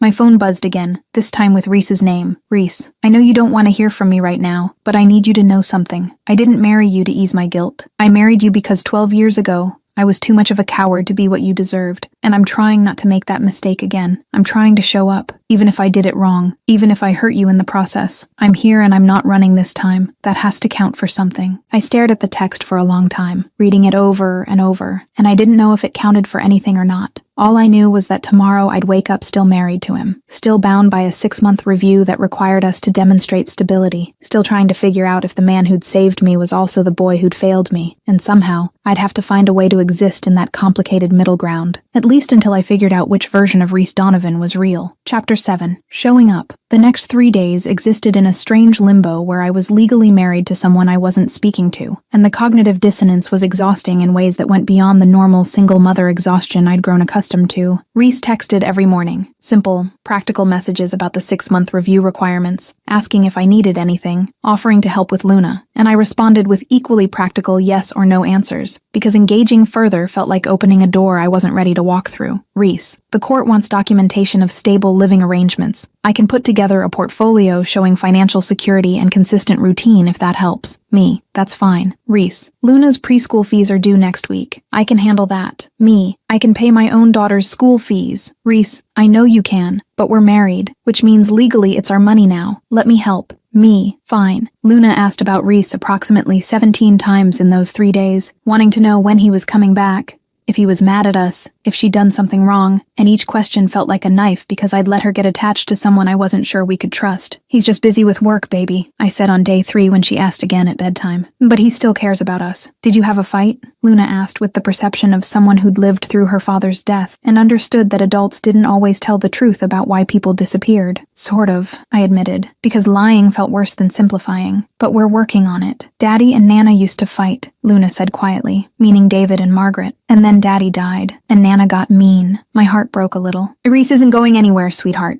I promise. You don't know that, Luna said, and she was right. She was absolutely right, and I held her until she fell asleep because I didn't have better answers. On day 4, I came home from my shift at the diner to find Reese's car in the parking lot, and my first instinct was irritation that he'd shown up without asking. But then I saw he was just sitting there, not approaching the building, like he was giving me the choice of whether to engage. I stood by my car for a moment, weighing options, before walking over and tapping on his window. He looked surprised to see me, which was fair since I'd been avoiding him, and rolled down the window. Hi, he said carefully. What are you doing here? I asked. Making sure you got home safely, Reese said. I know you work late shifts and the parking lot isn't well lit, and I just needed to know you were okay. You can't just sit in parking lots watching my apartment, I said. That's borderline stalking. I know, he agreed. What? But the alternative is not knowing if you're safe, and I can't handle that right now. I should have been angry, should have told him this was inappropriate and controlling, but mostly I was just tired, and seeing him sitting there looking as exhausted as I felt made something in me soften slightly. Have you eaten? I asked, surprising myself. Not since lunch, Reese admitted. Come up, I said. We need to talk anyway, and I'm not doing it in a parking lot. I saw hope flicker across his face before he controlled it, and he followed me up to the apartment where Luna had fallen asleep on the couch waiting for me, her current picture book abandoned beside her. She missed you, I said quietly, watching Reese look at her with an expression I couldn't quite name. Kept asking when you were coming back. I missed her too, he said. I know that sounds insane given I've known her less than a week, but I did. I moved to the kitchen and started pulling out leftovers, letting the familiar motions of reheating food give me something to focus on that wasn't the man standing in my living room looking lost. I talked to my mom more, I said, keeping my voice low so Luna wouldn't wake, about what happened with Dad. She said he tried to fight it at first, hired a lawyer, tried to prove the documents were fake. They were fake, Reese said. My father had someone forge Dad's signature, create false invoices, make it look like he'd been stealing for months. How do you know that for sure? I asked, turning to face him. Because I saw the real documents, Reese said, before they were destroyed. I made copies, actually. Thought maybe I could use them to prove what was happening. But I was 17 and scared, and my father found them, and he stopped, his hand unconsciously going to his ribs. And what? I pressed. And he made it very clear that if I interfered, your family would suffer more than they already were, Reese said quietly. He had connections. Thea, police, judges, people who owed him favors. He could have made your father's life so much worse, so I kept quiet and hated myself for it. I put together plates in silence, processing this, and we sat at my small kitchen table eating reheated pasta at midnight like this was somehow normal. My mom said Dad forgave your family before he died, I said after a few minutes. Did you know that? Reese looked up sharply. No, how would I know that? I don't know, I said. I thought maybe you'd kept tabs on us over the years. You knew where I worked, where I lived. I Googled you once a year, Reese admitted, on your birthday, just to make sure you were okay, that you'd gotten out, that you were building the life you deserved. But I never contacted your family, or looked into your parents specifically. Why my birthday? I asked, curious despite myself, because that's the day I'd let myself think about you, he said simply. The rest of the year I tried to move forward, build something separate from my family, become someone who wasn't defined by their name. But on October 15th, I'd let myself remember everything I'd walked away from. The honesty of it hurt, and I looked down at my plate because meeting his eyes felt too intimate. The court counselor called today, I said, changing the subject. They want to do a home visit next week. See how we're functioning as a family unit. What did you tell them? Reese asked. That we'd be available, I said, because despite everything, I need this marriage to look real for 6 months or Margaret gets another chance to take Luna. It is real, Reese said. We're legally married. We just need to figure out what that means for us. I don't know what it means, I admitted. I'm angry at you for lying. I'm angry at your family for what they did to mine. But I'm also grateful you helped me, and Luna likes you, and I don't know how to reconcile all of those things. You don't have to reconcile them immediately, Reese said. You can be angry and grateful simultaneously. Humans are complicated. That's convenient for you, I said, but without real heat. It's honest, he corrected. Thea, I'm not asking you to forgive me or trust me or feel anything you're not ready to feel. I'm just asking you to let me show up. Let me be here. Help with Luna. Prove through actions instead of words that I'm not the coward I was at 17.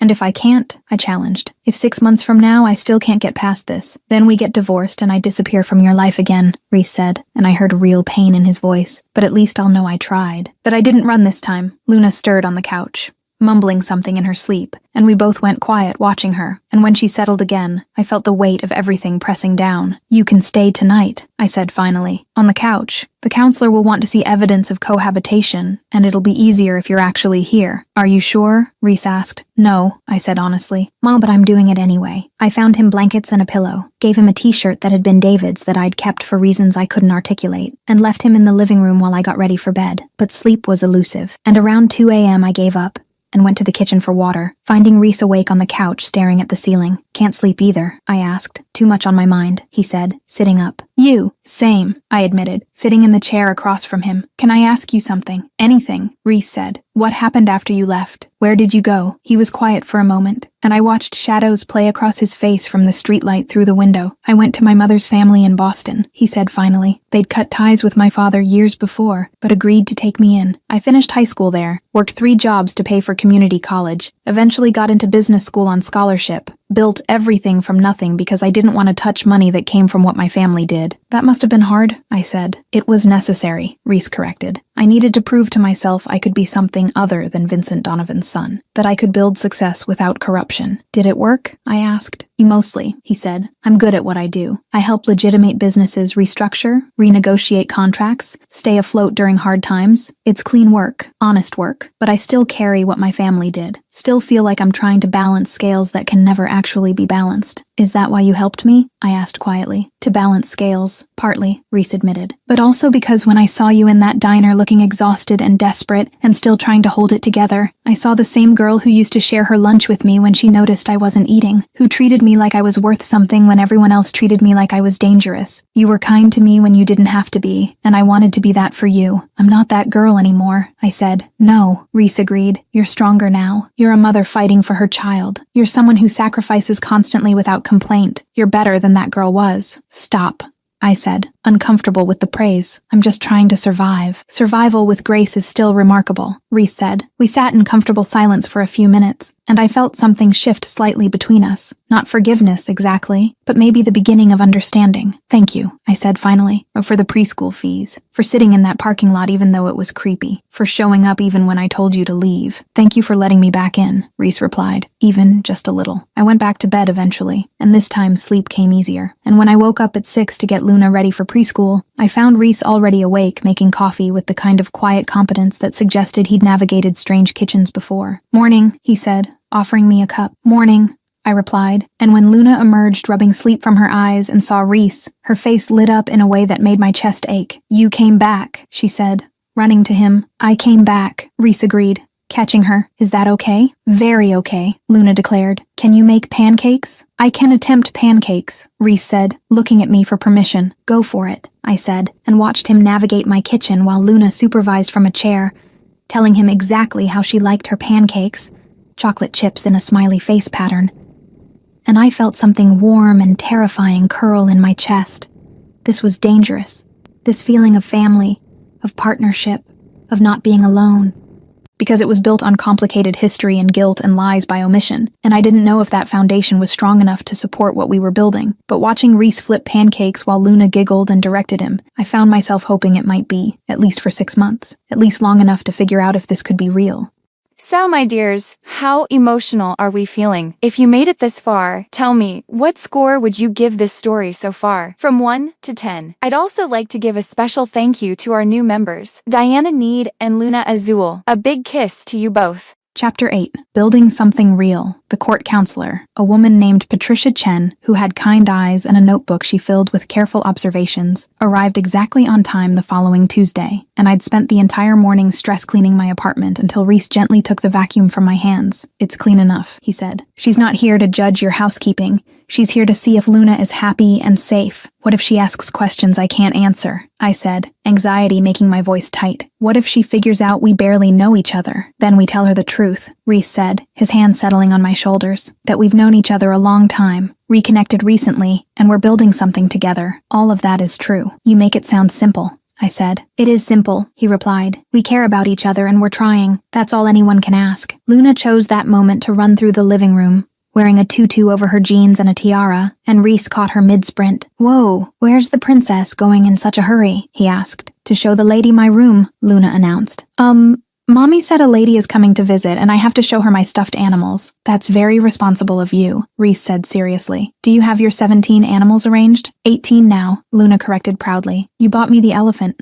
Remember? I'd forgotten about the elephant, a casual gift Reese had brought over 3 days ago after Luna mentioned liking them, but he hadn't, and watching them together made something warm bloom in my chest. The doorbell rang and I took a breath, smoothing down my shirt one more time before opening it. Ms. Morrison, Patricia Chen said with a smile. I'm Patricia from Family Services. Thank you for agreeing to meet today. Of course, I said, stepping aside. Please come in. This is my husband Reese, and that's Luna. Luna had frozen mid-twirl when the door opened, but now she approached cautiously. Hi, do you want to see my room? I'd love to, Patricia said warmly, and I watched my daughter lead this stranger away with complete confidence, while I stood there feeling like my entire future hung on the next hour. The interview was surprisingly relaxed.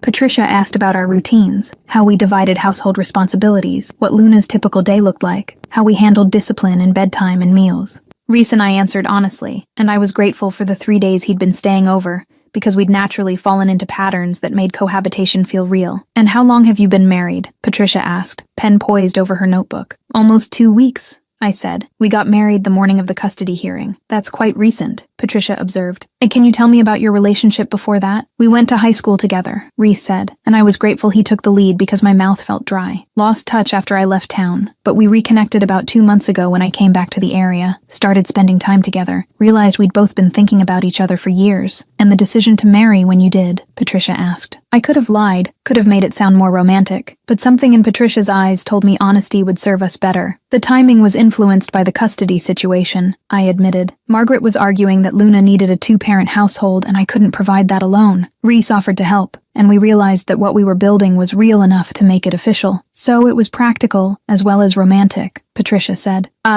Is that allowed?" I asked, trying for lightness. "Can marriages be both?" Patricia smiled. "Most good marriages are. The question is whether it's sustainable, whether you're building something that will last beyond the immediate crisis." "We're trying to," I said, and I felt Reese's hand find mine under the table, his fingers lacing through mine with comfortable certainty. "It's not perfect, and we're still figuring things out, but we're committed to making it work." "For Luna's sake?" Patricia asked. "For all our sakes," Reese said. "Luna deserves a stable home, yes, but Thea deserves a partner who supports her, and I deserve a chance to be part of something good. Those things don't have to be mutually exclusive." Patricia made notes, and I tried not to panic about what she was writing. And then Luna reappeared, dragging Patricia toward her room to show off the promised stuffed animal collection. "She's really attached to you," I said to Reese when we were alone. "It's only been a week and she acts like you've always been here." "Is that bad?" he asked carefully. "I don't know yet," I admitted, "but it scares me. Because if this doesn't work, if we can't make it 6 months, she'll lose another person. Then we make it work," Reese said simply. "You say that like it's easy." "It's not easy," he corrected. "But it's worth it. She's worth it. You're worth it." Before I could respond, Patricia returned with Luna, and we wrapped up the interview with promises that she'd submit her report within the week, and recommendations for the 6-month review. "For what it's worth," Patricia said at the door, "Luna seems happy and secure. That's what matters most to the court. Keep doing what you're doing." When she left, I felt my knees go weak with relief, and Reese caught me before I could sink to the floor. "See," he said, "we did fine. We did better than fine,"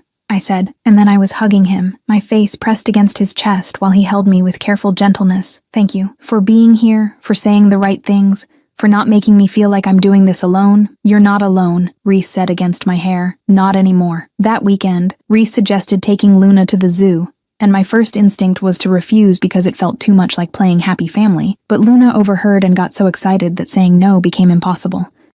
Can we see the elephants?" she asked for approximately the 20th time as we walked through the entrance. "Yes, we can see the elephants," I confirmed, "and the giraffes and the penguins and whatever else you want." "Can Reese carry me when my legs get tired?" Luna asked. "If he doesn't mind," I said, looking at him. "I definitely don't mind," Reese replied, and Luna immediately grabbed his hand like this was settled. Watching them together over the next 3 hours, Reese lifting Luna so she could see over the crowd at the penguin exhibit, buying her overpriced zoo lemonade without blinking, explaining random animal facts with the kind of patience I'd run out of hours ago. I felt something shift in my chest. This wasn't just practical anymore. This wasn't just about custody hearings and court orders. This was starting to feel like family. "You're good with her," I said, when Luna ran ahead to look at the flamingos. Natural in a way I wouldn't have expected from someone who's never had kids. "I like her," Reese said simply. "She's funny and smart, and says exactly what she's thinking. It's refreshing. Most people find 4-year-olds exhausting," I pointed out. "Most people aren't trying to prove they deserve to be in their lives," Reese replied, and the honesty of it made me stop walking. "Is that what this is?" I asked. "You trying to prove something?" "Yes," he said without hesitation. "I'm trying to prove I'm not the person who ran away anymore, that I can show up and stay and be someone you and Luna can count on." "And if you prove it," I asked, "what then?" "Then maybe you let me stay," Reese said, his eyes finding mine. "Not because you need me for the court case, but because you want me here." My heart was doing complicated things, and I was saved from responding by Luna running back to grab both our hands. "Come see the flamingos," she demanded. "And they're so pink." We followed her, and for the rest of the afternoon I let myself just exist in the moment, eating overpriced hot dogs, taking pictures of Luna with various animals, laughing when she tried to convince us to buy her a stuffed giraffe taller than she was. And when we got home and I was putting an exhausted Luna to bed, she looked up at me with sleepy eyes and asked, "Is Reese staying forever?" "I don't know, baby," I said honestly. But he's here now, and that's what matters. I hope he stays forever, Luna mumbled, already half asleep. I like having a family again. The words broke something in me, and I had to leave her room before I started crying. And I found Reese in the kitchen doing dishes because of course he was. She asked if you're staying forever, I said, leaning against the counter. Reese's hands stilled in the soapy water. Oh, what did you tell her? That I don't know, I admitted. Because I don't. Reese, I'm trying here. I really am. I'm trying to get past the anger and the history and let this be what it could be. But I'm scared. Of what? He asked, turning to face me. Of believing this is real, and then having it fall apart, I said. Of Luna getting more attached and then losing you. Of letting myself care about you, and discovering it was all guilt on your part, and desperation on mine. It's not just guilt, Reese said, moving closer. Thea, I won't lie and say the guilt isn't part of it. Because it is. But that's not why I want to stay. I want to stay because you make me laugh when you're stressed by doing that thing where you reorganize the same shelf 3 times. Because Luna asked me to read her the same book 5 nights in a row, and I genuinely enjoyed it every time. Because I wake up on your couch and think, this is where I want to be, instead of feeling trapped. That's just novelty, I said weakly. You've only been here a week and a half. Then let me prove it's not, Reese said. Give me the 6 months the court ordered. Let me show up every day and be here and build something with you. And if at the end of 6 months you still think it's just guilt, then I'll walk away. You'd actually leave, I asked. If I asked you to. If that's what you needed, he said. But I really hope you won't. I looked at him standing in my tiny kitchen with dish soap on his hands and sincerity in his eyes, and I made a decision that felt both terrifying and inevitable. Okay? I said. 6 months. But I need you to be honest with me about everything.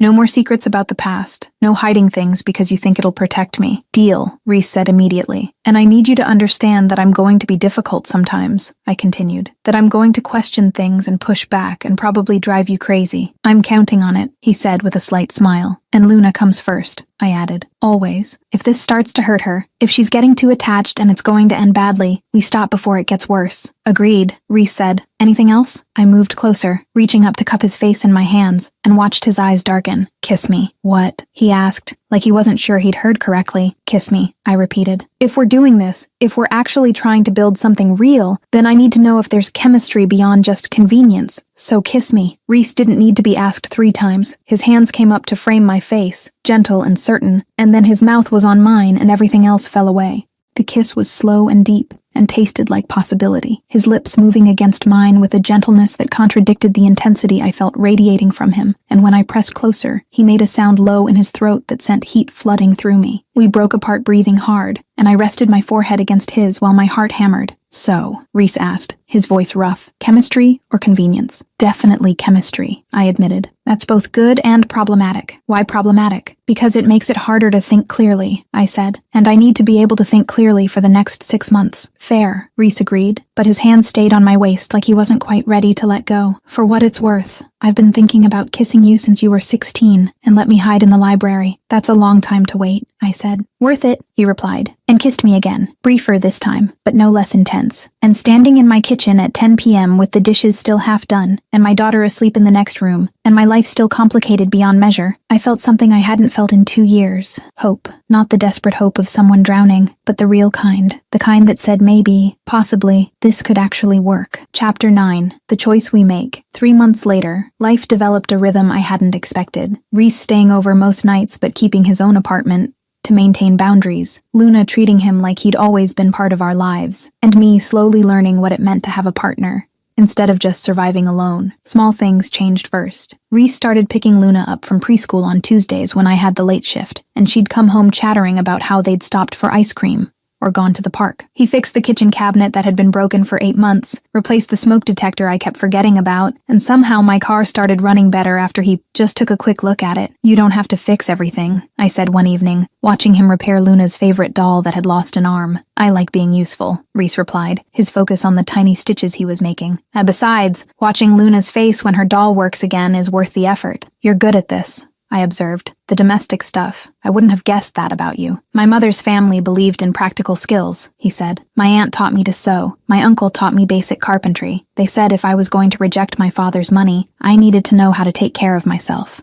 Do you miss them? I asked. Your mom's family. Sometimes, Reese admitted, but they understood when I said I needed to come back here, that there were things I needed to make right. The bigger things changed slower. Reese started leaving clothes in my closet, toiletries in the bathroom, and I found myself consulting him about decisions instead of just handling everything alone. When Luna's preschool called saying she'd been in a minor accident on the playground, I called Reese first, and he met me at the urgent care within 15 minutes. She's okay, the doctor assured us after examining Luna's scraped knee. Just needs cleaning and a bandage. I was so scared, I admitted to Reese in the waiting room, while Luna got her band-aid with cartoon characters. The school said, accident, and I immediately thought the worst. That's normal, Reese said, his hand finding mine. She's your entire world. Of course you were scared. Our world, I corrected quietly, and watched his expression shift into something warm and surprised. Yeah, he agreed. In our world, we fell into couple routines without discussing it. Friday night movies after Luna went to bed, Sunday morning breakfast together, him cooking while I handled dishes because I was terrible at cooking and he actually enjoyed it. And somewhere in all of that, the anger I'd been carrying started to fade into something more complicated. And I talked to my mom about your family again, I said one night after Luna was asleep, the two of us on the couch with comfortable space between us. Told her we were making this work. How did she take it? Reese asked carefully. Better than expected, I admitted. She said Dad would have approved, that he always believed people could change if they worked at it. I wish I'd gotten to apologize to him, Reese said quietly, before he died, to tell him I knew what my family did was wrong, that I was sorry I didn't stop it. He knew you were 17 and scared,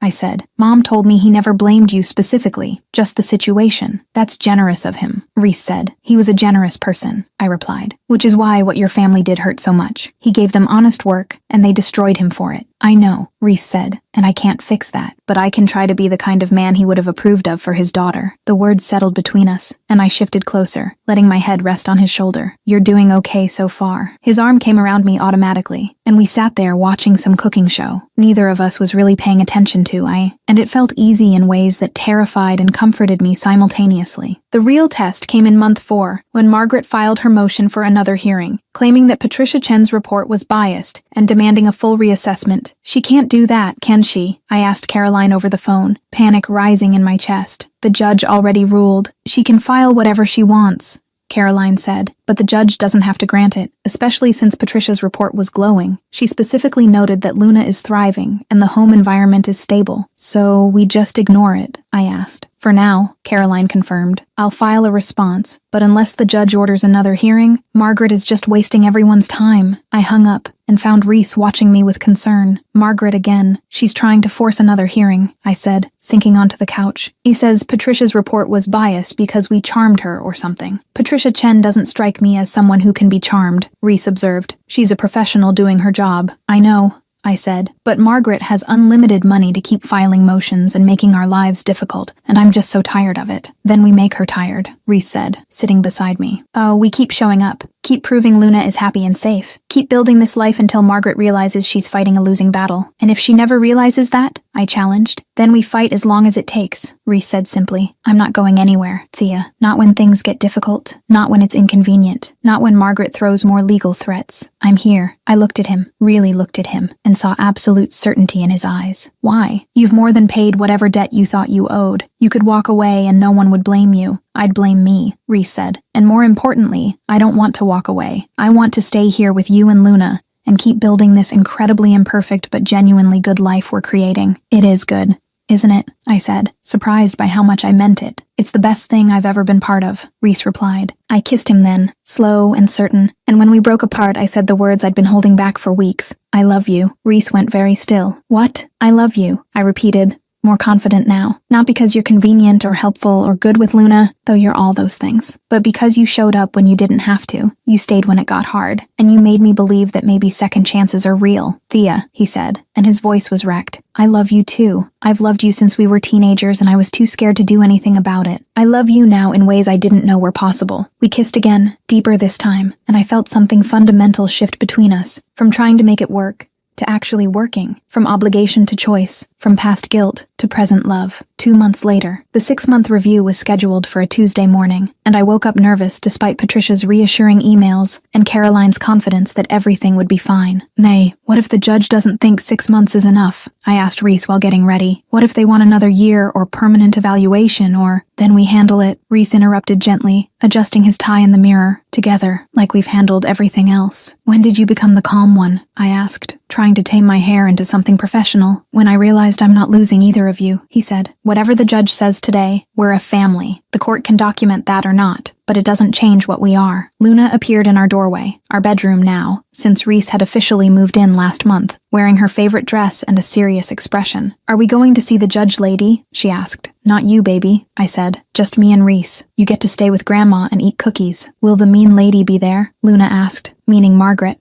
Probably, I admitted, kneeling down to her level. But she can't hurt us, okay? The judge just wants to make sure you're happy. I am happy, Luna said simply. Can I tell the judge that? If she asks, you can, I said, hugging her. But mostly you just get to be a kid and let the adults handle the boring stuff. We dropped Luna at my mother's house, where she immediately forgot about court dates in favor of helping bake cookies, and then Reese drove us to the courthouse with his hand resting on my knee. No matter what happens, I said as we parked, thank you for these 6 months, for being here, for becoming part of our lives. Best 6 months I've ever had, Reese said, bringing my hand to his lips, and hopefully, the first of many. The hearing was shorter than I expected. Judge Morrison reviewing Patricia's updated report, noting that Luna's preschool reported excellent adjustment, that our home environment remained stable, that multiple observations showed genuine family bonding. Mrs. Richardson, Judge Morrison said, do you have new evidence to present that contradicts these findings? Margaret's lawyer stood. Your Honor, we maintain that 6 months is insufficient time to determine long-term stability. 6 months is the time frame I ordered, the judge interrupted. And all evidence suggests that Luna is thriving. Miss Morrison, Mr. Donovan, the court finds that you've demonstrated the stability required. This case is closed unless substantial changes in circumstances warrant reopening. The gavel came down, and I felt tears of relief burn behind my eyes.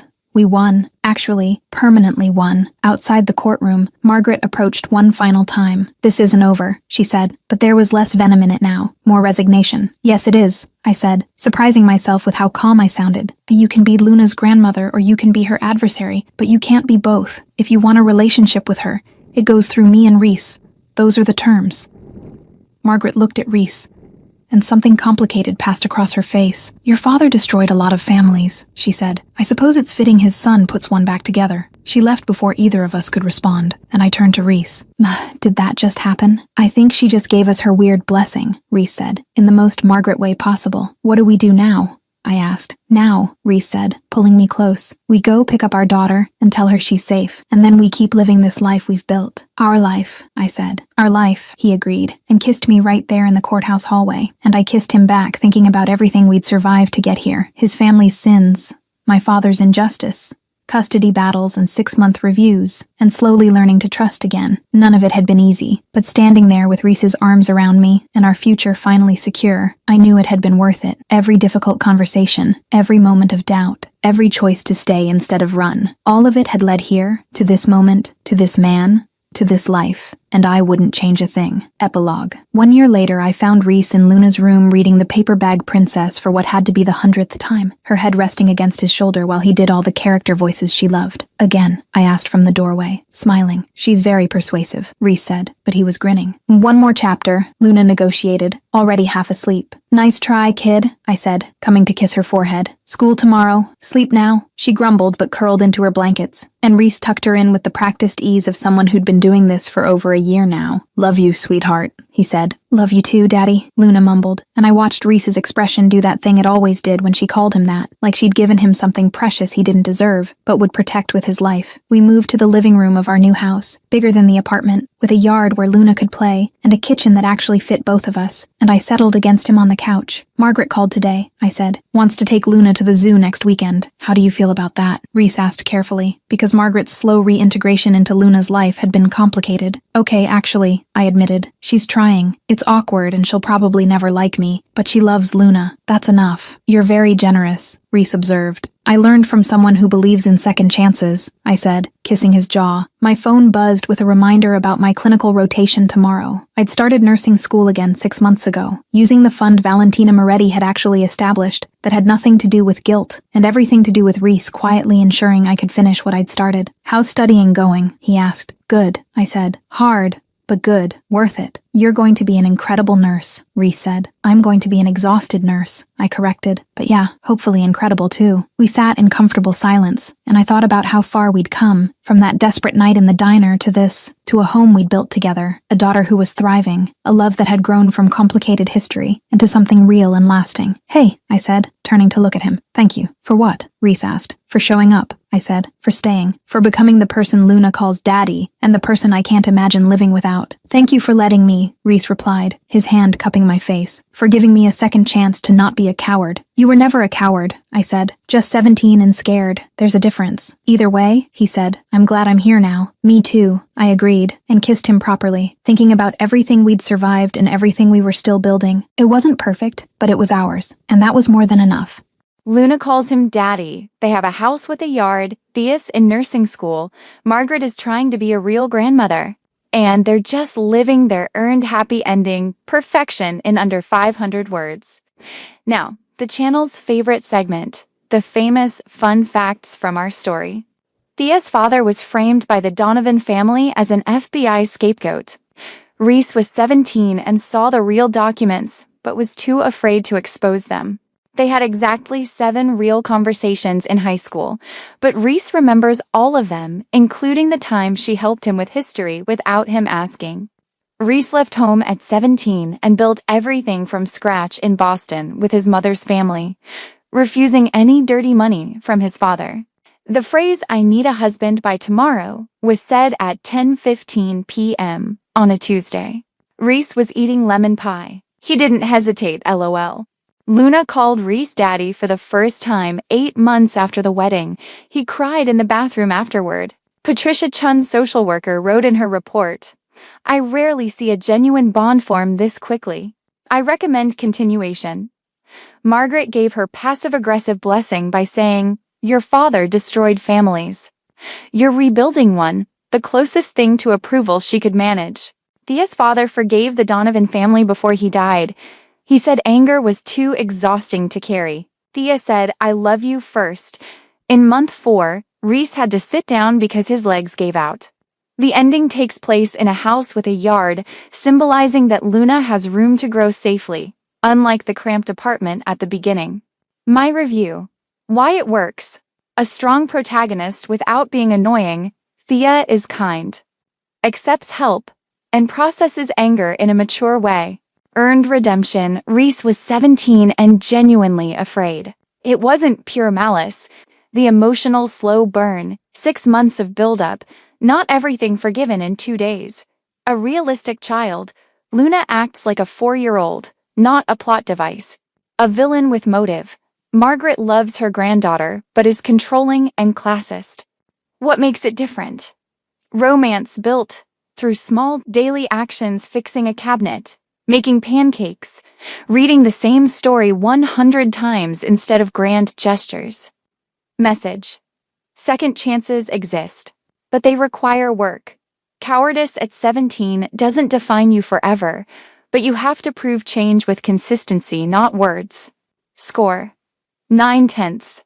It would be a 10 if there were more scenes of Margaret trying to be a normal grandmother and failing miserably, because she's comedy gold. But I'll tell you one thing, the next story is going to be amazing. Until then, darling,